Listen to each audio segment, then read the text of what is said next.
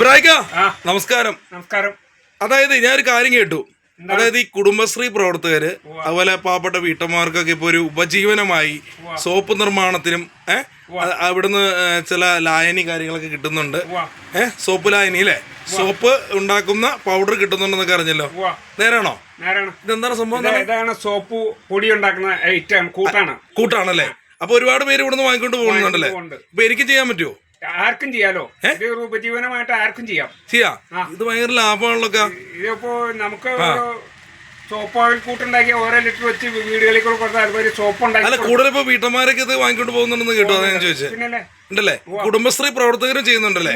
കുടുംബശ്രീ പ്രവർത്തകരും ചെയ്യുന്നുണ്ട്. അല്ല, സോപ്പ് പൊടി മാത്രമല്ല, സോപ്പ് ഉണ്ടാക്കുന്നുണ്ടോ? സോപ്പ് ഉണ്ടാക്കണുണ്ട്, സോപ്പുള്ള ഓയിൽ കൂട്ടുണ്ടാക്കണുണ്ട്, എല്ലാം ചെയ്യുന്നുണ്ട്. അത് ശരി. അപ്പൊ ഇവിടെ എല്ലാ സംഭവങ്ങളും ഉണ്ടല്ലേ? എല്ലാം ഉണ്ട്. പക്ഷെ എന്ന് വെച്ചാൽ വെളിയിന്ന് തോന്നില്ല കേട്ടോ. അങ്ങനെ തോന്നൂല. അതാണ് ഞാൻ ചോദിച്ചത്. കാരണം സോപ്പിന്റെ എല്ലാം ഉണ്ടല്ലോ, സോപ്പിന്റെ എല്ലാ ഐറ്റംസും. സോപ്പ് പൊടി ഉണ്ടാക്കുന്ന സോപ്പുണ്ട്, അലക്കണ സോപ്പുണ്ട്, ഉണ്ടാക്കുന്നുണ്ട്, എല്ലാം ഉണ്ട്. കുളിസോപ്പ്, അലക്ക് സോപ്പ് എല്ലാം. അത് ശരി. അപ്പൊ എല്ലാവരും കേൾക്കുക, നമ്മുടെ ഋതം. അത് ശരി. അപ്പൊ നമ്മുടെ ഋതം സോപ്പ് ഹൗസിലേക്ക് എല്ലാവരും വരിക. ഇതുപോലത്തെ കൂട്ട കാര്യങ്ങളൊക്കെ വാങ്ങി പോവുക. എന്തായാലും അടിപൊളി കേട്ടോക്കാം. ഓക്കെ.